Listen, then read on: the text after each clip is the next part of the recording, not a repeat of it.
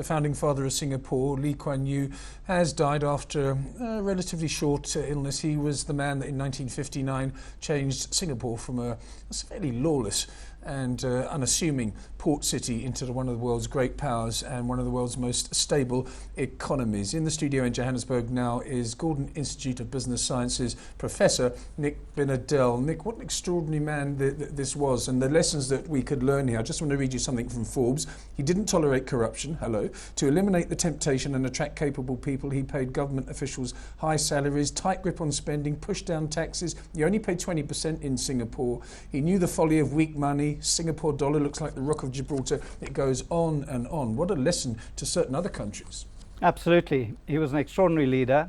He was in government formally for 30 years. He led the People Action Party to victory after victory at the polls, and some might criticize some of Singapore's political practices, but from an economic point of view, a truly remarkable story. They started off with a $400 or $500 per capita income, ended up with $55,000 per capita income in a country with no natural resources, and they still import 95% of their food. It's a remarkable story.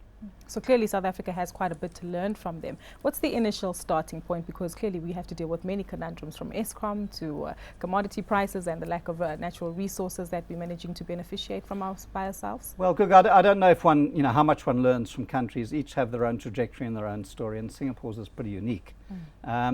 But I think the discipline and the fact that, as was mentioned, he was a very tough disciplinarian in government and broader in the community. They developed a strategy for Singapore, which they shaped into plans that evolved over decades. They first became a port, and then into manufacturing, then financial services, then education, and then biotechnology. They're now the third-ranked biotechnology country in the world. That's a remarkable achievement in the space of 40 years. So I think what we can learn is that with good discipline in government and strong leadership, and he provided that right to the end of his life, in fact. Although he wasn't in cabinet for the last years, he was an advisor.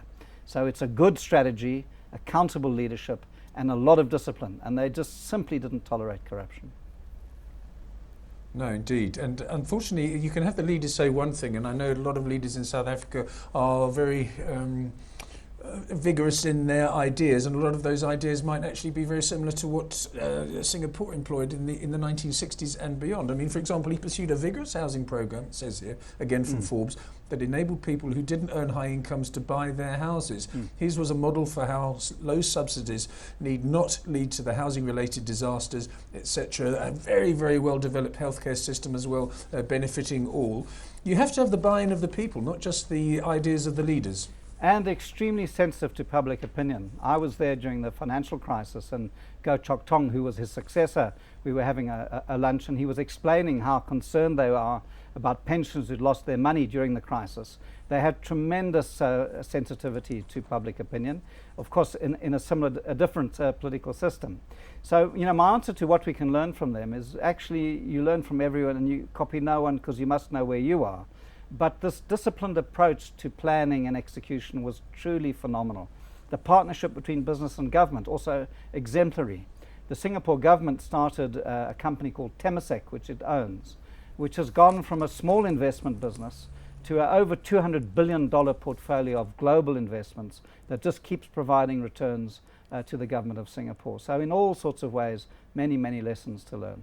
And maybe that's a starting point. Just last week, Lindsay and I were speaking to a gentleman with regard to the compensation that chief executives of state-owned entities often receive, and that's obviously in light of the issues that are currently facing Eskom. How do you balance that? And maybe let's focus here on South Africa. We do know that state-owned entities, not all of them are performing at their peak, but yet we want to get top-class talent. Are we remunerating them correctly, or how do we find some kind of equilibrium there? Well, in Singapore, they hold these executives highly accountable. So every government agency that's in business that I've worked with, there's a lot of measurement, a lot of performance review, and you review it every 6 months, and you just moved out if you don't perform. So within Temasek, this government-owned enterprise is run like a business. I think our state-owned enterprise employees CEOs are very highly paid. As our president is highly paid in relative terms. But how we fix that is a very tough question, because I don't think there's the discipline to hold us accountable for performance the way they do. They measure everything.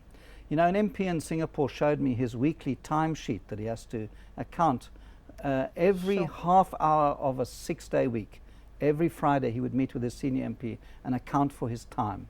And when I looked at it, it was refuse removal, a kid in the wrong school, quite detailed stuff, but they were actively involved and reporting it and measuring it and rewarding it. So a very disciplined state, in some ways a bit unnervy because it doesn't have a lot of spontaneity. It's a very managed society. But that management has produced for Singaporeans, you know, 1 or 2 or 3 most competitive economy in the world, very high levels of growth, tremendous foreign investment. There are 7,000 multinationals with their head offices in Singapore. In the Great Recession, within 6 months, they changed the tax regime to make sure they stayed. Very agile, very, very flexible, very performance-driven. It's difficult to imagine that, obviously these two societies are very different, Singapore and South Africa. They share the first letter and there I think it ends. It's difficult to imagine somebody working a 6-day week, first of all, consistently with a 10-day holiday and having to account for every single half hour of his or her time. I don't think South Africans are of that type of person. I don't think we have that discipline. But on the other hand, if Lee Kuan Yew was replaced, let's say, for example, our president, and implemented the same things that Lee Kuan Yew did in Singapore in 1959, do you think the results would be different, slightly different, or a complete flop? A very big part of Singapore's success was the building of government and other institutions. And what lay behind that was the capability to run them well and the ambition to survive. Singapore is a very small island. At the time, it was surrounded by hostile neighbors who were very doubtful. It was thrown out of Malaysia.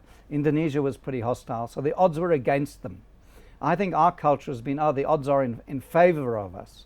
And Singapore's quite paranoid in that way, and they've kept that paranoia.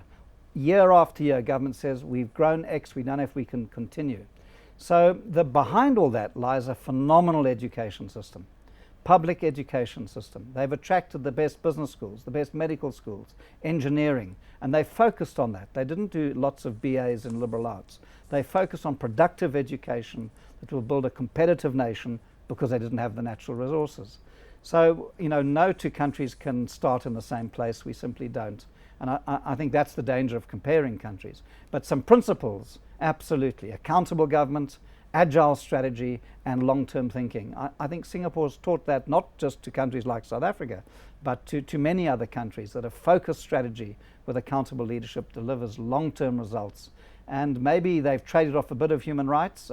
I feel that way about it. But nevertheless, you know, to increase someone's income by 100 times in your lifetime is a remarkable achievement. So then your thoughts on where South Africa is at the moment, Nick? Are we at a transformation stage? Well, I think we're entering you know, economically, of course, we all know that we're not performing the way we should.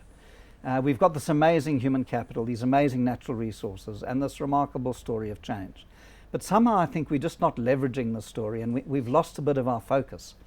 South Africa sometimes reminds me of a big jigsaw puzzle, but we don't know where the box is, so we don't know what it is we're working towards. We've kind of lost some of that vision and energy. And I think that it's very, very important that all South Africans take ownership of their piece of the jigsaw puzzle and connect it with other pieces of the jigsaw puzzle so we can construct that energy. We rely so much on government, so much on political leadership. I think the strength of the private sector, the strength of civil society are very important in South Africa, and we need to come together a little more than we do. There's so much at stake.